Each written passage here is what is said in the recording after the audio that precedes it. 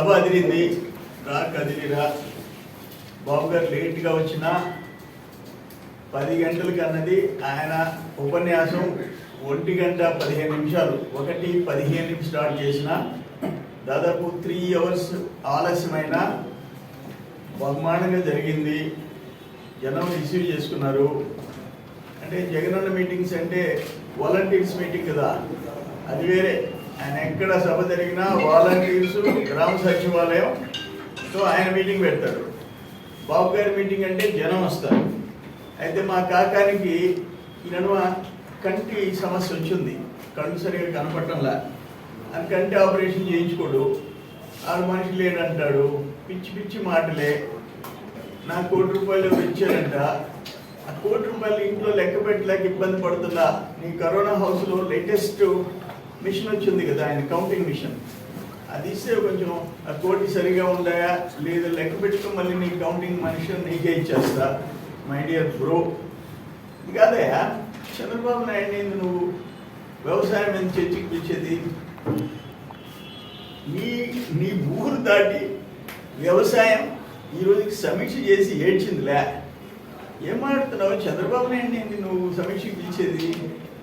నీకు ఒక రైతు దగ్గర కూర్చొని సమాధానం చెప్పలేవు. వ్యవసాయ రంగాన్ని మూతేసినోడు.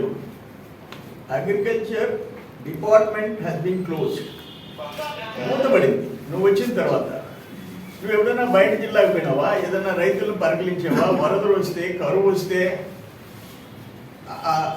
ఆర్బీకేలు రైతు బడ్జెట్ కేంద్రాలుగా మారిపోయింది. ఆయన అంటే విత్తనాలు ఇచ్చాయంట, ఎరువులు ఇచ్చాయంట. అందరికీ తెలుసు ఆ విత్తనాలు, ఎరువుల గురించి ఎన్ని ఇబ్బందులు ఆ రైతులు పడుతుంటారో. నేను ఒక మాట ఏంటంటే, డ్రిప్ ఇరిగేషన్ దగ్గర నుంచి, మైక్రో న్యూట్రియంట్స్ దగ్గర నుంచి, మెకనైజేషన్ నుంచి మూతేసినోడి నువ్వు. పట్టించేదానికి దిక్కులేదు నువ్వు వ్యవసాయ మంత్రి అయిన తర్వాత. ఇంకో మాట చెప్పావు, రైతు రథాలు ₹1,00,000 నేను ఎక్కువ వేయించాను, రైతు భరోసా కేంద్రాల్లో తక్కువ వస్తున్నాయి అన్నావు. నా చెవు కోసుకుంటా. అప్పుడు రైతు రథాలు, ఇప్పుడు ఆర్బీకేలో ఇచ్చే రేటు అంటే మీరు కొన్ని గ్రూపులకి ఇస్తున్నారు, అది కూడా నామినల్గా. చాలే ఏదో చెప్పుకున్నాడు సైదాపురం చెప్తా అన్నీ. వరదాపురం మూసేసుకున్నావుగా.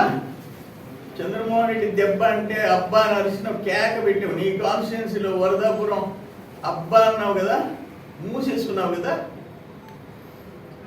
నా దెబ్బే కదా బ్రో, నీ ఊరి ప్రకటన బ్రో.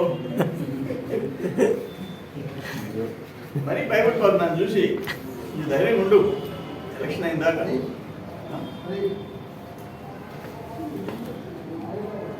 నువ్వు అంత సంపాదించి 2 ఇళ్ళు కట్టుకొని 1,000 కోట్లు సంపాదించి నువ్వు అంత డల్ అయిపోతే చూడలేకున్నావు.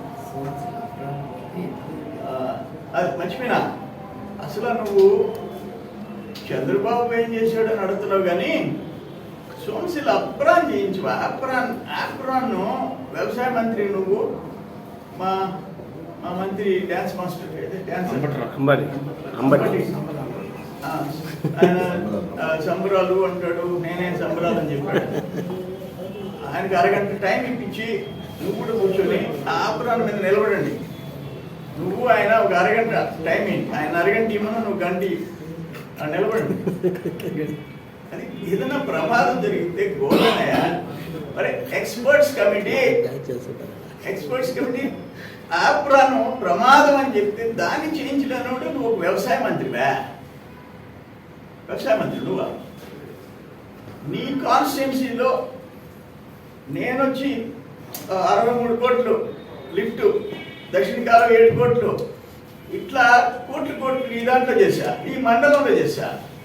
ఇంతలో ఇన్ని ఎకరాలకి 146 టీఎంసీలు దాని మీద ఆధారపడి ఉన్నాయి. అది 78, ఇది 68. ఆప్రాన్ దెబ్బతింటే ఎక్స్పర్ట్స్ కమిటీ ఎమర్జెన్సీగా చేయాలని ఇస్తే 20 కోట్లు బిల్లు అయితే కట్టలేక పెట్టబడి ఎత్తుకోకపోతే కలేజా ఉండాలయా. అసలు ఒక మంత్రి అనిపించుకో. 7 నుంచి దాటుకున్న రోజు నన్ను తిట్టేదాన్ని. నువ్వెందుకు మంత్రి? ఒక జిల్లా మంత్రివే. జిల్లాలో ప్రధానం సోమశిల రిజర్వాయర్ 146 టీఎంసీలు, 7 లక్షల చిల్లర ఎకరాలు నెల్లూరు జిల్లా దాని మీద ఆధారపడి ఉండేది. చిత్తూరులో 50,000 ఎకరాలు, తమిళనాడుకి చెన్నైకి డ్రింకింగ్ వాటర్ 15 టీఎంసీలు. ఏదన్నా అయితే ఏం కావాలా? లక్ష ఎక్స్ట్రా పెట్టి నువ్వు అమ్మిస్తున్నావు, నువ్వు దోచుకుంటున్నావు. చంద్రబాబు నాయుడు చర్చికి రావాలి. 2 ఏళ్ళు కల్తీ మద్యం కేసులో ఇరుక్కొని మా నాయకుడు చంద్రబాబు నాయుడు కార్డు పట్టుకున్నాడు, నువ్వు నారాయణ గారి కార్డు పట్టుకున్నాడు. నువ్వు ఫస్ట్ 2 ఇయర్స్ నువ్వు రాత్రి 10 అయితే నువ్వు ఎక్కడున్నావు? నారాయణ గారి ఆఫీసులో ఓఎస్డీ పెన్షన్ దగ్గర కూర్చొని నీ బతుకది. నువ్వు వచ్చి చంద్రబాబుని రమ్మంటావా? అయ్యా నాయన ఆయన అంట 10,000 ఓట్లు కూడా నాకు రావంట. నీకెందుకు అంత టెన్షను? నువ్వు ధైర్యంగా మనిషి పక్క అయిపోతున్నావు, డెస్పరేట్ మూడ్లోకి వెళ్ళిపోతున్నావు. అని జనం చూసుకుంటారు. ఇప్పుడు పరిస్థితి ఏంది? జనం నాకు ఫైనల్గా అందరికీ తెలుసు జైలు జీవితం నీకు. నువ్వు కల్తీ మధ్యలో తప్పించుకోగలవా? నకిలీ పత్రాలు నేను పెట్టిన కేసులో తప్పించుకోగలవా? తప్పించుకోలేవు. కంపల్సరీ నువ్వు జైలుకి పోవాల్సిందే. ఇంకోసి ఏంటంటే జనానికి ఇప్పటికే అర్థమైపోయింది, 3వసారి పొరపాటున సర్వేపల్లిలో కాకాని గెలిస్తే సర్వేపల్లి అమ్మేస్తాడు, గ్యారంటీగా అమ్మేస్తాడు. అది ఆఖరికి కొంచెం కాబట్టి కొంచెం సిగ్గు శర్మ ఉండాలా ఒక రాజకీయ నాయకుడికి. ఇప్పుడు తమాషా ఏంటంటే వైసీపీ నుంచి తెలుగుదేశంలో చేరుతున్నారు, కానీ కాకాని గోవర్ధన్ దగ్గర వైసీపీ వాళ్ళే వైసీపీలో చేరుతున్నారు. మాకు వైసీపీ నుంచి తెలుగుదేశంలో చేరిస్తే పక్క రోజు ఆయన వైసీపీ వాళ్ళని వైసీపీలో చేర్చుకుంటాడు. ఆ ముతుకుల్లో సబ్మిట్ 5,000 కుటుంబాలు చేరిపినాడు. నిన్న కృష్ణపట్నంలో 200 కుటుంబాలు. బట్ పేర్లు రాసే దిక్కు లేదు. నిన్న మేము రామదాస్ కంట్రీగా నాయుడుపాలెంలో 50 కుటుంబాలు చేరితే మీడియా ముందు పేర్లు అనౌన్స్ చేశాం. నువ్వు అనౌన్స్ చేయి పేర్లు. అది ఫైనల్గా నేను అనేది ఏంటంటే, నీకు దేనికి ఓట్లు వేయాలా చెప్పు. నువ్వు మంత్రి అయినావు, నువ్వు ఎమ్మెల్యేగా గెలిచావు, వైసీపీ అధికారంలోకి వచ్చింది, ఓట్ల గురించి మాట్లాడావు. 2019 ఈ గవర్నమెంట్ వచ్చిన తర్వాత 12,000 అమ్మారు రైతులు. 20లో కరోనా సమయంలో 7,000 అమ్ముకున్నారు. నువ్వు అప్పుడు కూడా కలెక్షన్ చేసావు రైతుల దగ్గర. 7,000, 8,000 పుట్టి 21, 22లో 13,000 అమ్ముకున్నారు. ఇప్పుడు దేశంలో ఆహార కొరత వచ్చి కొంచెం రేటు పెరిగింది. నీ వల్ల ఏం తెల్లారింది? పక్కన తెలంగాణలో 1,60,00,000 టన్నులు ఒక సంవత్సరానికి నువ్వు వ్యవసాయ మంత్రివా? ఒక పట్ట తడిచిపోయేదా ధాన్యాన్ని కప్పెట్టుకునే పట్ట, ఒక స్ప్రేయర్, ఒక నాగేలు, ఒక రోటివేటర్, ఒక కల్టివేటర్ ఈ లేనోడి నువ్వు మంత్రివా? మాట్లాడేటప్పుడు అర్హత ఉండాలయా. చంద్రబాబు కాళ్ళు పట్టుకున్నాడు, చంద్రబాబుని సవాల్ చేస్తావా నువ్వు? నాతో చర్చకి రానే సిగ్గుండు పడలే. కానీ నీ సంగతి నువ్వు చూసుకో. ఇప్పుడు నాకు 10,000 ఓట్ల కంటే ఎక్కువ రావంట, అది జనం చూసుకుంటారు. నువ్వు మనిషి పాపం టెన్షన్లోకి వెళ్ళిపోతున్నావు.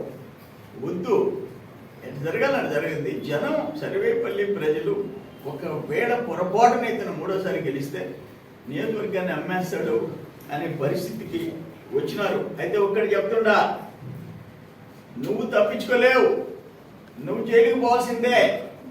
నకిలీ పత్రాలు, 1000 కోట్ల పత్రాలు, 4 దేశాల పత్రాలు నా కుటుంబం పెట్టావు. మా ముగ్గురివి, నేను, నా భార్య, నా కుమారుడి వీసాలు బోగస్ పెట్టావు. బ్యాంక్ అకౌంట్లు పెట్టావు, ల్యాండ్ డాక్యుమెంట్స్ పెట్టావు, బ్యాంక్ ట్రాన్సాక్షన్ పెట్టావు. ఎక్కడ పోతావు నువ్వు? ఎక్కడ పోతావు? జైలుకి పోక తప్పదు, గుర్తు పెట్టుకో. నోరు అదుపులో పెట్టుకోమ్మా బ్రో. మరి అట్లా తిట్టబాకు. జనం చూసుకుంటారు నీ సంగతి, జనం చూసుకుంటారు. ఇప్పుడు వాటిలో నీ మీద సోషల్ మీడియాలో నువ్వు నన్ను తిడితే నాకు బాగుంది అడ్వాంటేజ్. తిడతా ఉండు, నువ్వు ఎంత తిడితే అంత నిన్ను రియాక్ట్ అవుతున్నారు. ఎలక్షన్ దాకా తిట్టు, నీ ఇష్టం. అది అసలు భారీ ల్యాండ్ స్కామ్ చేసినోడు నువ్వు. భారీ ల్యాండ్ స్కామ్ సిక్కుండబడలే, ఏమి ఎత్తుకోపోతా పైకా పోయేటప్పుడు. అదంటే కంటైనర్ పోర్ట్ మూసేశారు కాబట్టి నీ స్పెషల్ కంటైనర్ని ఎత్తుకొని నువ్వు పైకి పోయేటప్పుడు. అదేమా సీఈఓ ప్రశ్న సీఈఓ భాష ఏనండి మింగలేక కక్కలేక. ఎందుకు రేపో ఇల్లుండో అఖిల పక్షంతో కూడా వాళ్ళని కలుస్తున్నాం కదా, అప్పుడు చాలా వివరాలు మీకు చెప్తాం. మళ్ళీ డిబేట్ కాదు, ఏం లేదు. అన్న సభ అంత బాగా జరిగింది, దానికి ఈయన ప్రెస్ కాన్ఫరెన్స్ పెట్టి ఏందో పెద్ద చంద్రబాబు నాయుడు నేను రా చర్చకి, నువ్వు చేసింది ఏం లేదు, నువ్వు చేసి నీ గొప్పలు ఉన్నాయి కదా. కల్తీ మద్యం, నకిలీ పత్రాలు, కోర్టు దొంగతనం, 4,070 సెంట్లు దళితుల భూమి కబ్జా, దాదాపు 280 అంకణాలు DDPC లేఅవుట్లో రిటైర్డ్ ఉద్యోగుల ఇళ్ల స్థలాలు కబ్జా, అక్కడ ఒక దళితుడు చంపి తీసి ఆత్మహత్యను రాయించుకుంది పొదలకూరు పోలీస్ స్టేషన్లో, 2 ముస్లిమ్స్ని చంపేసింది, ఆ ఎస్ఐ నన్ను ఊళ్ళో కూర్చోబెట్టుకుంది. ఇటువంటి ఎన్నే నువ్వు నీ గొప్పలు చాలా ఉన్నాయి చెప్పుకునేదానికి. చంద్రబాబు పాపం చెప్పుకోలేకపోయా. ఈ వీడియో కనుక మీకు నచ్చినట్లయితే లైక్ చేసి షేర్ చేయండి. మరిన్ని లేటెస్ట్ అప్డేట్స్ కోసం మా ఛానల్ ని సబ్స్క్రైబ్ చేయండి.